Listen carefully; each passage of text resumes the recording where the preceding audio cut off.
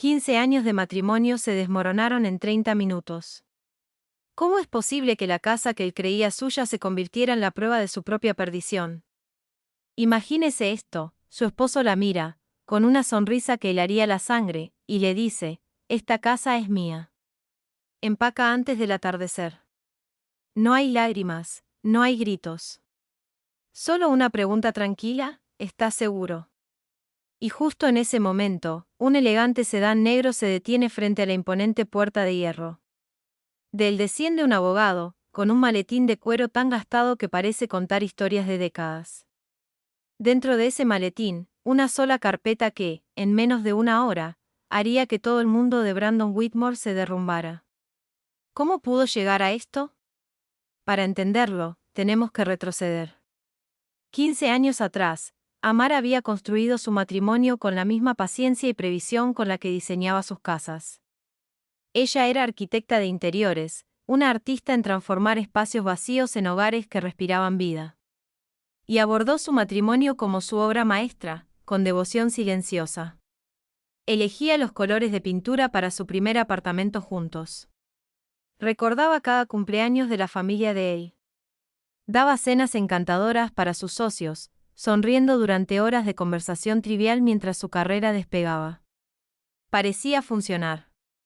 Brandon ascendió en su empresa, y la firma de diseño de Amara se convirtió en un nombre respetado en el mundo inmobiliario de lujo.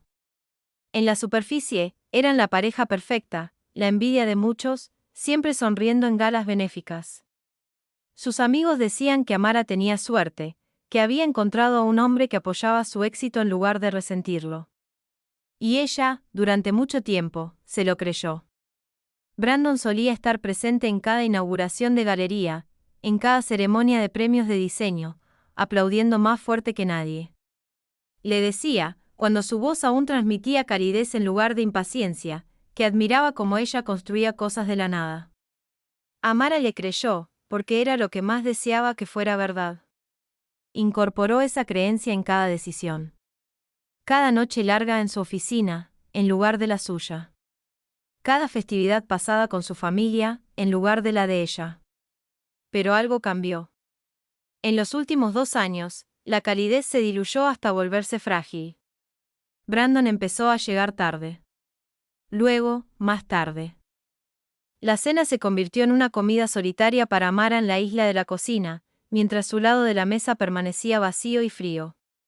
Su teléfono, antes abandonado descuidadamente, ahora vivía boca abajo junto a su plato, vibrando suavemente con mensajes que ella nunca veía. Y luego, llegó ese leve olor a perfume que no era el jabón de sándalo que usaba desde hacía años. Algo floral y caro. Algo que no les pertenecía a ninguno de los dos. Amara notó todo eso, como nota una grieta fina en los cimientos de una casa. El tipo de detalle que la mayoría ignora. No dijo nada al principio. Observó. Esperó. Había aprendido que confrontar una mentira demasiado pronto solo enseña al mentiroso a ocultarla mejor. Había señales más pequeñas, evidentes solo en retrospectiva. Brandon dejó de preguntarle sobre sus proyectos. Se volvía irascible por cosas triviales, un plato en el fregadero, una reserva de cena movida 15 minutos. Era como si una frustración más profunda se filtrara porque él se negaba a nombrarla. Empezó a hacer viajes de negocios que no requerían equipaje, conferencias de fin de semana que no dejaban fotografías. Y cuando Amara, una vez, le preguntó amablemente si todo estaba bien entre ellos, él la miró con irritación y le dijo que no todo necesitaba ser examinado tan de cerca. Ese comentario se quedó con ella, reorganizándose silenciosamente en su memoria hasta que su verdadero significado salió a la luz. La confirmación llegó un martes cualquiera, gris y lloviznando. El tipo de tarde que invita a quedarse en casa con una bebida caliente y un libro. Amara terminó una reunión antes de lo previsto y decidió irse a casa temprano. Se deslizó por la puerta lateral, la que se abre a la cocina sin activar las luces del recibidor. Y fue allí, a través del arco hacia la sala de estar, que los vio.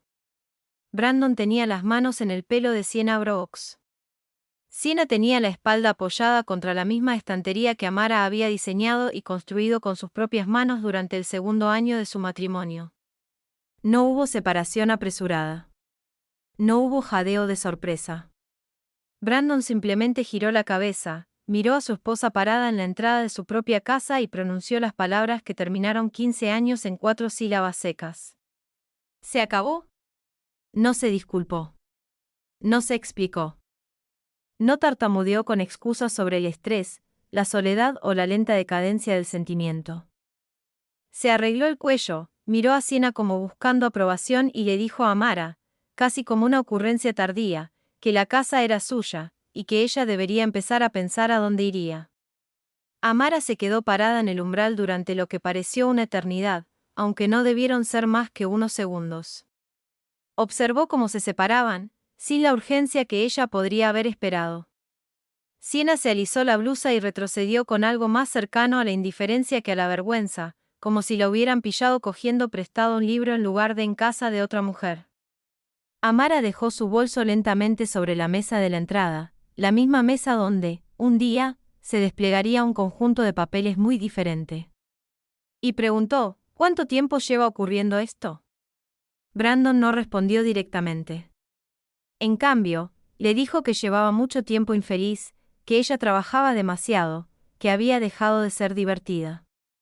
Una lista de acusaciones que llegaron tan rápido y tan ensayadas que Amara entendió. En ese momento, él había estado preparando este discurso durante semanas, esperando solo la excusa adecuada para pronunciarlo. Ella no discutió nada de eso. Había aprendido con los años que una persona que se defiende de una acusación en la que alguien ya ha decidido creer, simplemente está perdiendo el aliento. En cambio, se dio la vuelta y caminó hacia las escaleras. Brandon la llamó, diciendo que necesitaban hablar sobre la casa, sobre lo que vendría después, su voz con un tono de impaciencia, como si su silencio fuera de alguna manera el inconveniente en esta situación en lugar de su propia traición. Brandon pasó la mañana siguiente en un estado de ánimo que solo podía describirse como triunfal. Caminó por la casa, señalando paredes, hablando de una renovación completa, una cocina moderna con encimeras tipo cascada, una sala multimedia donde actualmente estaba la oficina en casa de Amara. Siena lo seguía con una tableta, tomando notas, riéndose ocasionalmente de alguna broma privada entre ellos, mirando ocasionalmente a Amara con una sonrisa fina y satisfecha, el tipo de sonrisa que decía que ya había medido las cortinas en su mente. Llamaré a una diseñadora de interiores, le dijo Brandon, lo suficientemente alto para que Amara lo oyera desde el pasillo. Alguien que realmente entienda el gusto moderno. Siena se rió de nuevo, más agudo esta vez, y dijo que la decoración actual parecía pertenecer a la abuela de alguien. Amara no respondió a nada de eso. Subió las escaleras, sacó una sola maleta del armario y empacó solo lo que importaba, algunas fotografías, la caja de joyas de su difunta madre, una pila de documentos que había guardado en una caja fuerte ignífuga desde el día de su boda. Brandon la observó desde el umbral con algo parecido a la piedad, diciéndole que cuanto antes aceptara la realidad, más fácil sería para todos. Amara cerró la maleta con cremallera, pasó junto a él sin decir palabra, y se detuvo solo una vez en su viejo escritorio, donde abrió el segundo cajón y sacó una pequeña llave de latón que no había tocado en años.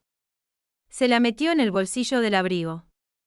Luego salió al porche, sacó su teléfono e hizo una sola llamada, su voz tranquila, casi suave, como si estuviera confirmando una reserva para cenar en lugar de poner en marcha algo enorme. ¿Qué pasaría si esa llamada activara una cadena de eventos que ni Amara ni Brandon habían previsto? En algún lugar de la ciudad, sonó un teléfono en una oficina tranquila del centro, y un hombre que había esperado pacientemente esa llamada durante 8 largos meses finalmente se levantó de su escritorio. Lo que Brandon no sabía, lo que nunca se había molestado en preguntar en 15 años de matrimonio, era que la casa que estaba redecorando con tanta confianza nunca le había pertenecido. Tampoco le había pertenecido realmente a Amara, no de la manera que él suponía. La propiedad estaba dentro de un fideicomiso familiar establecido 2 generaciones antes por el abuelo de Amara, un hombre que había construido una modesta cartera inmobiliaria desde cero, y que había insistido con la terquedad de alguien que una vez lo había perdido todo por un mal acuerdo verbal, en que ninguna propiedad de la familia pasaría jamás a través de un matrimonio sin protección. Cada hogar que poseía la familia, incluida la casa por la que Brandon ahora se pavoneaba como un general conquistador, estaba dentro de ese fideicomiso, regido por un conjunto de condiciones redactadas décadas antes y actualizadas discretamente el año en que Amara se casó. Amara había firmado un acuerdo prenupcial antes de la boda, negociado no por algún abogado apresurado, sino por Malcolm Pierce, un hombre que había representado el fideicomiso de la familia Ellington durante más de 3 décadas, y que trataba cada cláusula con la misma precisión pausada que un cirujano podría aplicar en una mesa de operaciones. El acuerdo establecía, en un lenguaje que Brandon había hojeado pero nunca absorbido realmente, que la residencia conyugal permanecía como propiedad del fideicomiso, que Brandon no tenía ningún interés de propiedad en ella bajo ninguna circunstancia, y que en caso de divorcio provocado por infidelidad, él perdería incluso el derecho temporal de residencia que se le había extendido como su esposo. Brandon había firmado el documento hace 15 años a toda prisa, ansioso por casarse, rechazando la oferta de Malcolm de repasar cada página con él, seguro de que nada de eso importaría jamás porque él nunca tuvo la intención de irse. Recordaba haber bromeado la mañana de la firma diciendo que los abogados se ganaban la vida convirtiendo el amor en papeleo, y que él tenía cosas mejores que hacer esa tarde que leer la letra pequeña. Malcolm simplemente había sentido, cerrado la carpeta y lo dejó firmar. El fideicomiso en sí tenía una historia más larga que el matrimonio de Amara, más larga incluso que su propio recuerdo de la casa. Su abuelo había crecido sin nada, trabajando en 3 empleos durante sus primeros años de adulto para comprar una sola propiedad pequeña, solo para perder una parte de ella. Décadas después, en un acuerdo comercial de palabra que se agriaba cuando su socio desapareció con los papeles y la mitad del valor de la tierra. Él se había reconstruido desde allí lentamente, con cautela, y para cuando transmitió el negocio a la familia, había redactado una estructura tan minuciosa que ningún pariente, cónyuge o socio comercial podría volver a amenazar lo que generaciones habían trabajado para construir. Amara había crecido escuchando esa historia en cada cena familiar. Contada tan a menudo, se había convertido en una especie de escritura. Y ella había entendido mucho antes de conocer a Brandon que el amor era algo maravilloso para construir una vida, pero algo pobre para construir una escritura. Malcolm recibió la llamada de Amara en su oficina del centro, una habitación tranquila forrada con expedientes de casos que se remontaban a décadas. Sus lomos descoloridos por años de luz solar a través de la ventana. Escuchó sin interrumpir, como siempre lo hacía, y cuando ella terminó de hablar, él dijo solo 4 palabras: iré ahora. Reunió los documentos originales de fideicomiso, el acuerdo prenupcial firmado y una carpeta manila que había estado allí, intacta, en un cajón cerrado con llave durante meses. Una carpeta que contenía algo que Amara le había pedido que recopilara mucho antes, cuando empezó a notar las grietas en su matrimonio.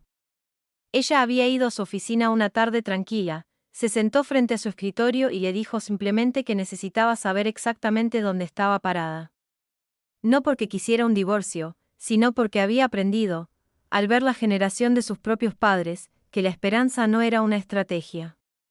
En menos de una hora, su sedán negro se alejaba del bordillo, dirigiéndose a la casa que estaba a punto de convertirse en el escenario de un tipo de confrontación muy diferente.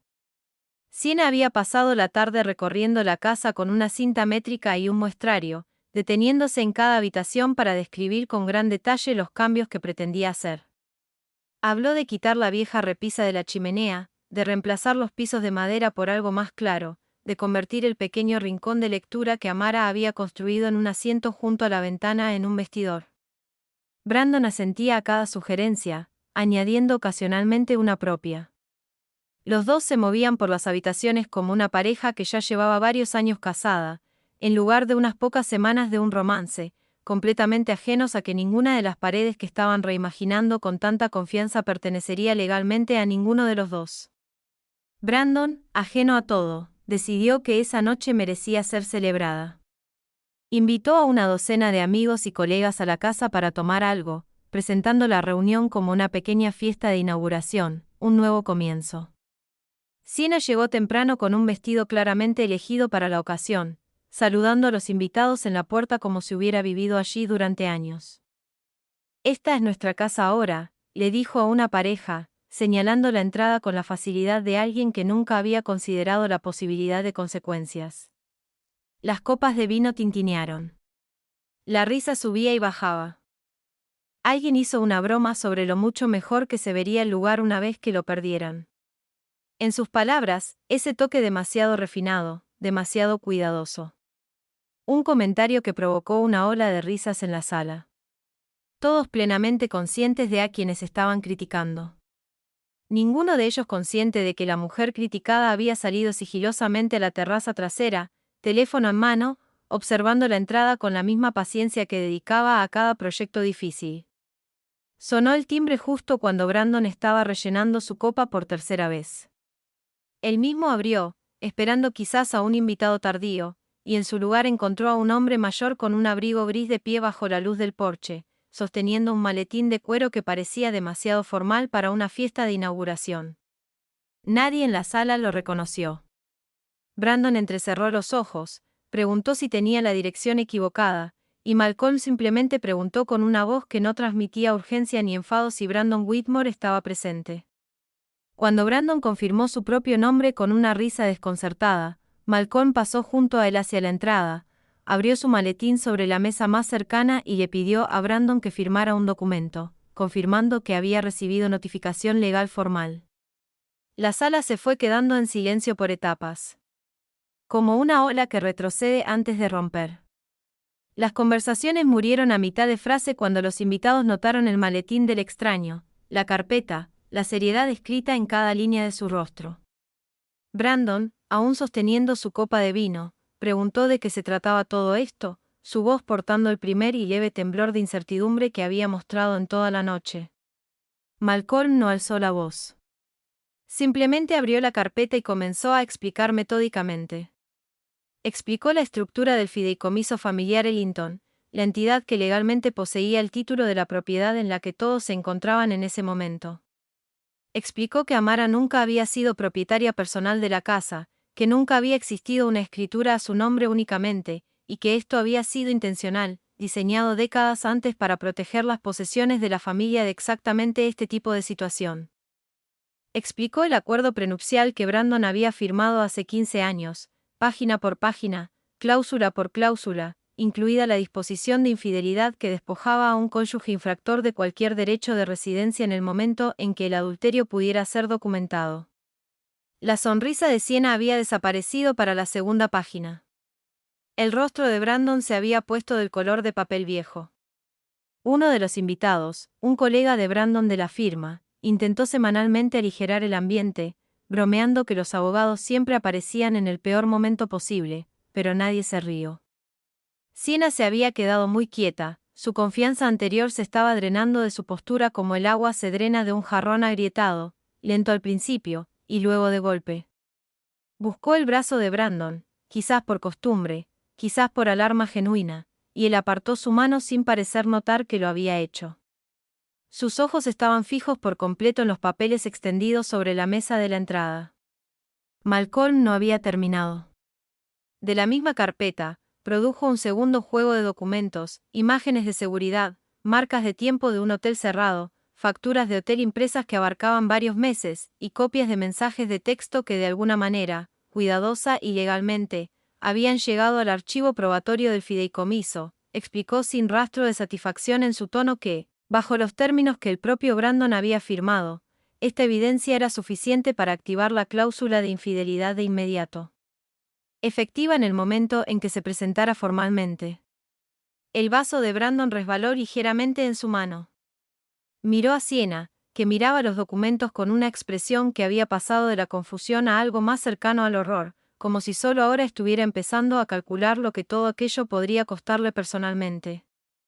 Fue en ese silencio, de pie en medio de su propia celebración, que Brandon finalmente comprendió la trampa que, sin saberlo, se había tendido a sí mismo.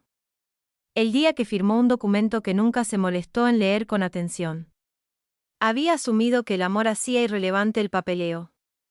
Había asumido que 15 años de matrimonio le daban derecho a la permanencia, sin importar las promesas que rompieran el camino.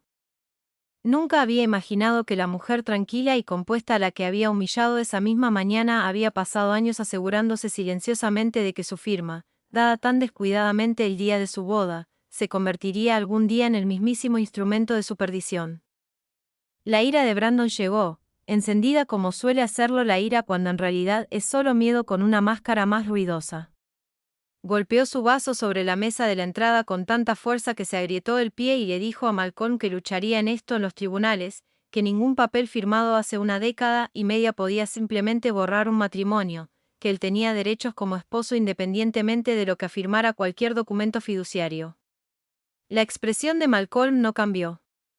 Explicó con el mismo tono pausado que había usado durante toda la noche que Brandon era bienvenido a iniciar un litigio, pero que el acuerdo había sido revisado y firmado voluntariamente, ofreciéndole asesoramiento independiente que él declinó, y que los tribunales de todo el estado habían ratificado cláusulas casi idénticas en casos similares durante décadas. Le recordó amablemente a Brandon que, de hecho, había escuchado partes del acuerdo leídas en voz alta el día de su boda. Una formalidad que Brandon había desestimado con una risa, ansioso por llegar a la recepción en lugar de sentarse a escuchar lo que en ese momento había llamado simplemente ruido legal. Siena, que había estado de pie en silencio a su lado durante todo este desenlace, finalmente habló, su voz aguda con algo entre el pánico y la culpa. «Me dijiste que la casa era tuya», dijo. «Me dijiste que nada de esto sería complicado». Brandon se volvió hacia ella, atónito de que ella eligiera este momento, frente a una sala llena de testigos, para distanciarse de él. Él le dijo que no se metiera, que esto era entre él y su abogado y Siena, su velada cuidadosamente compuesta desmoronándose junto con la suya, le replicó que ella no se había apuntado para ser humillada públicamente por una casa. Ahora se dio cuenta de que nunca le habían prometido nada por escrito. La discusión escaló rápidamente, cada acusación más fuerte que la anterior, mientras los invitados a su alrededor comenzaban a dejar sus copas en silencio y se dirigían hacia la puerta, murmurando disculpas sobre madrugones y largos viajes a casa. En 20 minutos, la casa que había estado llena de risas estaba casi vacía, a excepción de Brandon, Siena y la presencia constante y paciente de Malcolm Pierce, que seguía de pie cerca de la entrada, esperando una firma que Brandon, con las manos temblorosas ahora, finalmente proporcionó. El golpe final de la noche llegó por teléfono. El móvil de Brandon sonó justo cuando el último invitado desaparecía por el camino de entrada. Y la voz al otro lado pertenecía a un oficial de préstamos del banco que había financiado su más reciente aventura empresarial, una consultora boutique que había abierto usando la casa como garantía para una línea de crédito. El oficial explicó con cuidadosa cortesía corporativa que cambios recientes en el estado legal de la propiedad habían activado una cláusula de revisión automática en el acuerdo de préstamo y que ciertos términos preferenciales vinculados a la residencia registrada de Brandon ahora estaban bajo reconsideración. Brandon apenas logró mantener la voz firme durante la llamada, prometiendo dar seguimiento por la mañana, aunque todos en la sala podían ver cómo el color se le desvanecía aún más del rostro con cada segundo que pasaba. Brandon pasó esa primera noche de insomnio repasando toda la velada en su cabeza, buscando algún argumento que aún no hubiera intentado, algún ángulo que Malcolm no hubiera considerado aún. Pero cada camino llevaba de vuelta a la misma conclusión, que había firmado algo años atrás sin entenderlo, y que la ignorancia, por sincera que fuera, no ofrecía protección ante la ley. Pensó en llamar a su propio abogado de inmediato, luego recordó que era bien pasada la medianoche. Luego recordó con una nueva ola de pavor que una llamada a un abogado a esta hora solo le confirmaría a sí mismo cuán serias se habían puesto las cosas. Para la semana siguiente, las consecuencias habían comenzado a multiplicarse de la manera en que las consecuencias a menudo lo hacen una vez que cae el primer dominó. La noticia del romance y de la humillante escena en la fiesta se había propagado rápidamente por el círculo profesional de Brandon. El tipo de círculo donde la reputación importaba tanto como los ingresos. Dos socios comerciales se retiraron silenciosamente de un acuerdo que habían estado negociando con él durante meses, citando vagas preocupaciones sobre estabilidad y juicio. La junta directiva de su empresa programó una reunión inesperada para discutir lo que delicadamente llamaron la imagen. Siena, cada vez más consciente de que se había unido a un hombre cuya fortuna se estaba desmoronando en tiempo real, comenzó a distanciarse de maneras pequeñas pero inconfundibles, cancelando cenas, dejando que las llamadas fueran al buzón de voz, actualizando silenciosamente su perfil profesional con un lenguaje que ya no mencionaba su relación en absoluto. Brandon lo vio suceder lentamente, impotente, como uno ve una estructura en la que confiaba empezar a inclinarse antes de que ceda por completo. Al principio intentó controlar la narrativa entre sus colegas, presentando la situación como un asunto privado magnificado. Pero la historia ya había cobrado vida propia, recontada y reformulada con cada nueva persona que la escuchaba hasta que la versión que circulaba por la oficina se parecía poco a algo que él aún pudiera controlar. Viejos amigos se distanciaron. Dejó de recibir invitaciones. Un hombre que una vez midió su valía por el tamaño de su círculo social se encontró, en cuestión de semanas, almorzando solo en su escritorio la mayoría de las veces, mirando un teléfono que ya rara vez sonaba. Intentó torpemente una vez reparar las cosas con sus socios comerciales, presentándose sin previo aviso en una reunión de almuerzo a la que no había sido invitado, insistiendo en que su vida personal no tenía influencia en su juicio profesional. Los dos hombres al otro lado de la mesa intercambiaron una mirada que Brandon reconoció demasiado bien. La misma mirada que una vez había dirigido a otras personas cuyas vidas se habían desmoronado silenciosamente, una mezcla de lástima y alivio tranquilo, de que era el turno de alguien más. Le agradecieron su visita, le dijeron que se pondrían en contacto y nunca volvieron a llamar. Fue una tarde lluviosa, casi idéntica a la que había iniciado todo este desmoronamiento, que Brandon apareció frente al pequeño hotel de estancia prolongada donde Amara había estado viviendo mientras continuaban los procedimientos legales. Parecía más pequeño de alguna manera, su pulido habitual desgastado, sus hombros encorvados contra el frío. Pidió hablar con ella, y contra sus mejores instintos, o quizás simplemente por la misma compostura firme que la había acompañado a través de todo lo demás. Amara accedió a reunirse con él en el vestíbulo. No perdió el tiempo en orgullo. Se arrodilló allí mismo junto al mostrador de registro frente a un recepcionista nocturno aburrido y dos extraños esperando el ascensor y le suplicó que lo perdonara, que detuviera los procedimientos, que lo dejara volver a casa. En ese momento, no se parecía en nada al hombre seguro de sí mismo que una vez le había dicho que hiciera las maletas antes del atardecer. Su abrigo estaba húmedo, su pelo revuelto, y había una crudeza en su voz que ella no había oído desde los primeros días de su relación. Cuando él todavía tenía algo que demostrarle a ella, en lugar de al revés. Le dijo que había cometido el peor error de su vida, que entendía ahora lo que había desechado, que estaba dispuesto a afirmar lo que ella quisiera, hacer lo que ella pidiera. Si tan solo ella considerara darle una oportunidad más para arreglar las cosas. El empleado nocturno detrás del mostrador fingió estudiar su pantalla de computadora con gran interés, y los dos extraños junto al ascensor se movieron incómodamente, sin saber si intervenir o simplemente esperar a que llegara el ascensor. Amara lo miró durante un largo momento antes de responder. Su voz, cuando habló, era tranquila, casi suave, completamente sin crueldad. Perdono la traición, le dijo, porque cargar con esa ira solo me envenenaría a mí, no a ti. Pero el perdón y la confianza no son lo mismo, y no te devolveré algo que pasaste 15 años enseñándome que no valorabas. Brandon lloró allí mismo en el suelo del vestíbulo, pidiendo una oportunidad más, una conversación más, cualquier cosa. Amara negó lentamente con la cabeza, le dijo que la versión de su matrimonio que él estaba lamentando ya llevaba meses muerta antes de que ella lo pillara con Siena. Él simplemente había sido el último en darse cuenta.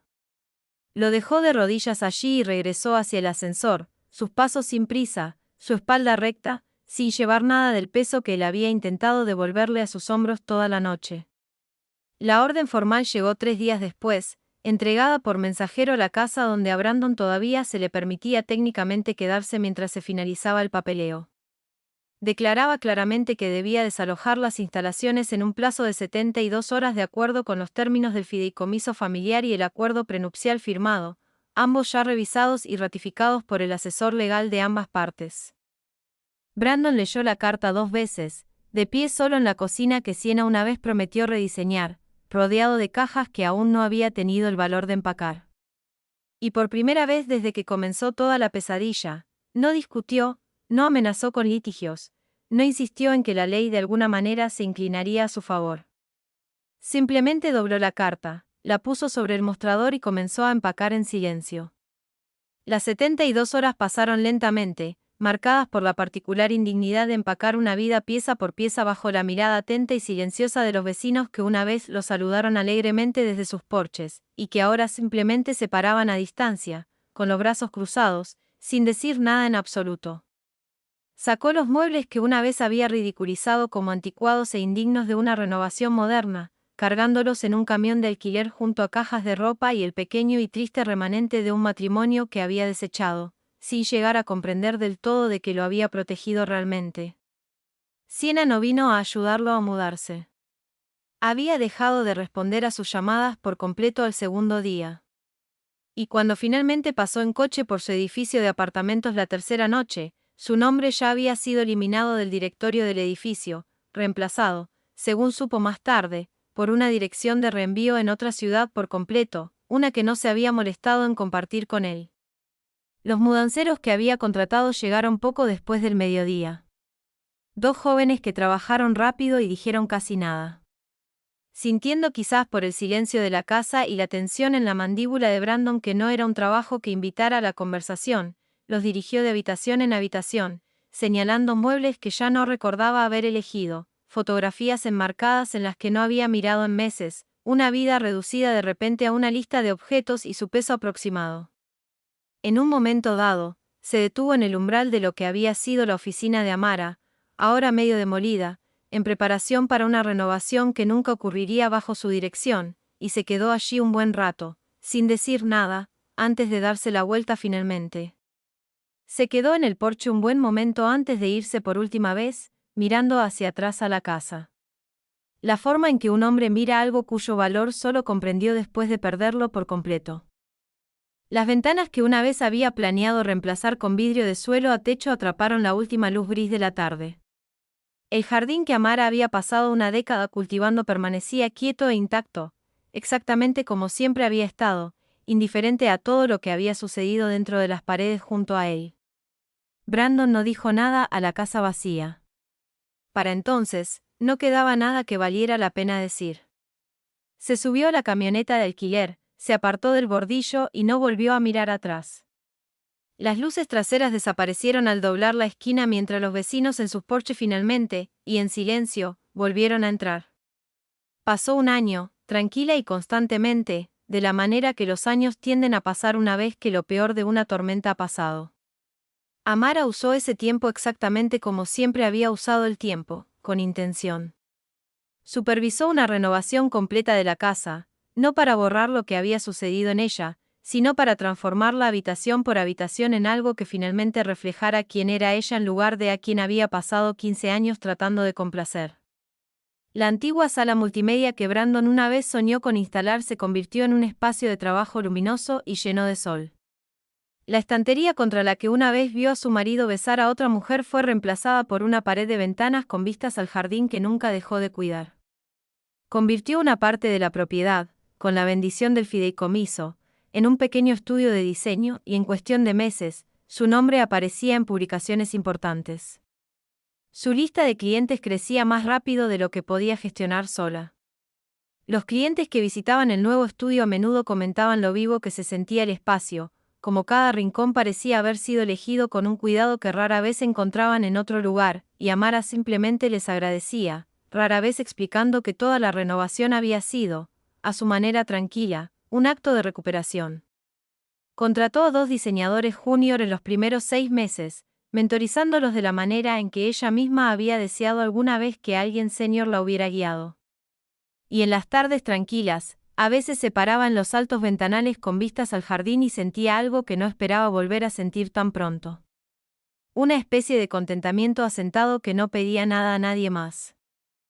Brandon, mientras tanto, se instaló en un modesto apartamento alquilado al otro lado de la ciudad, el tipo de lugar con paredes delgadas y un aparcamiento en lugar de una entrada.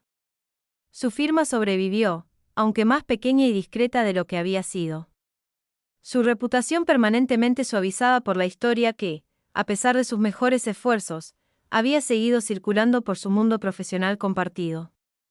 Siena no había devuelto ni una sola de sus llamadas desde la semana en que desapareció de la ciudad. Y para cuando el divorcio se finalizó, Brandon había dejado de esperarlo.